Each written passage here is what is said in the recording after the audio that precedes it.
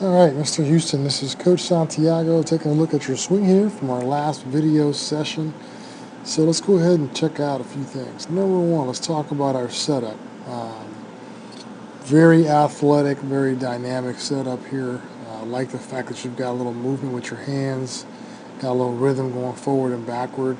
So that's really, really good, and I like kind of where you're at with that. I know we did some work together and just kind of trying to be dynamic and staying in a athletic position with some athletic movements. So I'm glad to see that we're doing that. Now let's go to our power position. Do a nice job of loading. The one thing I want you to take a look at though is as you're loading, I want you to focus on this foot right here. So as you're moving forward, you're actually moving that foot. You see that? You're letting that foot open up. So there may be some hip weakness or range of motion that we need to work on. Dr. Q can definitely help you with that the next time you see her if you want to set up some sessions with her. But something as small as that can throw our whole swing off. So what's happening here is as that foot's opening up, okay, now our whole perspective, our shoulders just took, a rotation back, our hips, our knees, okay. So what that actually does is now change the path of our swing, and you're not even realizing it because obviously you're not looking at your feet, you're looking at the ball. So this may be happening during games. The other thing I want to bring your attention to is watch this front knee.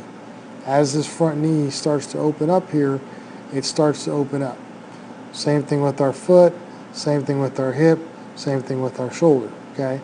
And obviously if all those are going in that direction, it will pull your head a little bit off the ball. Now, next frame looks pretty good, lower half. I mean, this is excellent here. This is really exceptional all the way across the board. Really love what you're doing here as far as coming through the baseball. The other thing that I've noticed in your swing, even in games, is that front knee locks out a little early. And what that does is it actually locks out, and it locks out pretty violently. So watch your head and your center of gravity. All of a sudden that contact start working backwards. Boom, right there. And what happens when that happens is watch our top hand. Top hand immediately rolls over, okay? Which is why some of the balls you hit during games don't take off in this trajectory. They actually take off in that trajectory. So they come off the bat pretty good, but then they may die down, depending on where you hit the ball, obviously. But you definitely have what I would call a premature rollover right there. Like to see you get a little bit more flexion on your knees at contact.